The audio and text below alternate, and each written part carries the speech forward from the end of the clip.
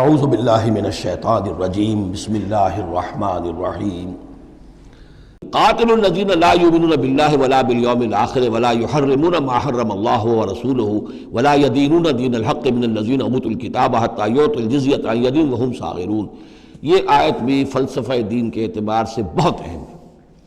جنگ کرو ان لوگوں سے جو نہ ایمان رکھتے ہیں اللہ پر نہ یوم آخر پر، جو حرام نہیں ٹھہراتے جس کو اللہ اور اس کے رسول نے حرام ٹھہرایا، اور نہ قبول کرتے ہیں دین حق کی تابع داری من الذین اوتوا الکتاب، ان لوگوں میں سے کہ جن کو کتاب دی گئی تھی، حتی یعطوا الجزیۃ عن ید وہم صاغرون، یہاں تک کہ وہ اپنے ہاتھ سے جزیہ پیش کرے اور چھوٹے ہو جائیں، نیچے رہے، تابع ہو جائیں۔ یہ فرق ہے جو کیا گیا ہے۔ مشرکین عرب کے لیے تو کوئی آپشن نہیں تھا، یا ایمان لاؤ یا گردن مار دی جائے گی، اس لیے کہ ان میں سے تھے حضور صلی اللہ علیہ وسلم، ان پر اتمام حجت بدرجہ آخر ہو گیا۔ لیکن یہ کہ باقی لوگوں کے لیے، نصارہ اور یہود کے لیے بھی، اور اسی کے تابع بقیہ پوری نوع انسانی ہے، تمام انسان، پھر فارس کے لوگ تھے یا ہندوستان کے لوگ تھے یا اور تھے، ان سب کے لیے قانون یہی رہا ہے۔ کسی کے لیے یہ چیلنج نہیں ہے کہ تم یا ایمان لاؤ یا قتل کر دیے جاؤ گے، اس کے بعد کسی کے لیے نہیں۔ یہ خاص وقت تھا اس قوم کے لیے اس عذاب کا کہ جس قوم نے ایک رسول کی دعوت کو رد کیا تھا۔ اب اس کے بعد کوئی رسول ہے بھی نہیں، موجود نہیں ہے، بنفس نفیس تو موجود نہیں ہے، معنوی طور پر ہے، وہ واقعتاً جو ہے مادی طور پر تو نہیں ہے۔ اس حوالے سے اب بقیہ پوری نوع انسانی کا معاملہ کیا ہے؟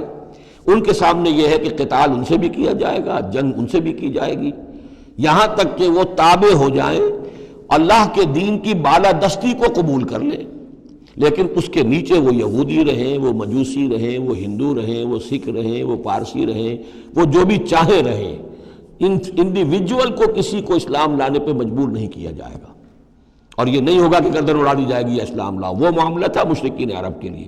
یہ جو زمین و آسمان کا فرق، اس کو اچھی طرح سمجھ لیجئے۔ یہی وجہ ہے کہ پھر جب دور صحابہ میں اور دور خلافت راشدہ میں فوجیں نکلی ہیں صحابہ کی، تو 3 آپشنز دیتے تھے وہ۔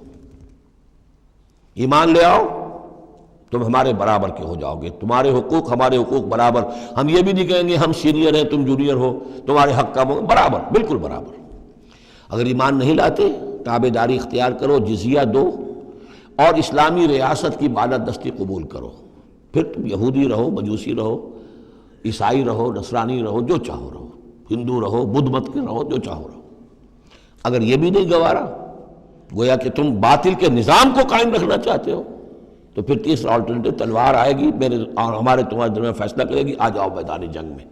3 آپشنز ان کے لیے، مشرکین عرب کے لیے بھی 3 آپشن بن گئے تھے 2 ہی، یا ایمان لاؤ یا قتل کر دیے جاؤ گے۔ تیسرا آپشن یہ تھا کہ جزیرہ نما عرب چھوڑ کر جہاں چاہو بھاگ جاؤ، یہاں نہیں رہ سکتے اب۔ لیکن یہ اس میں امپلائڈ تھا نہیں، کلیئر نہیں تھا، اسپیلٹ آؤٹ نہیں تھا۔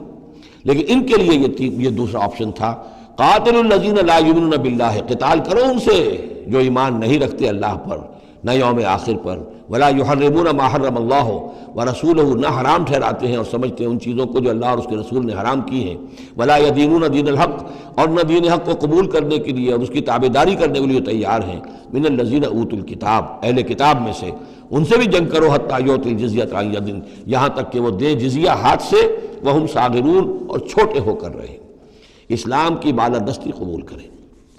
صدق اللہ العظیم۔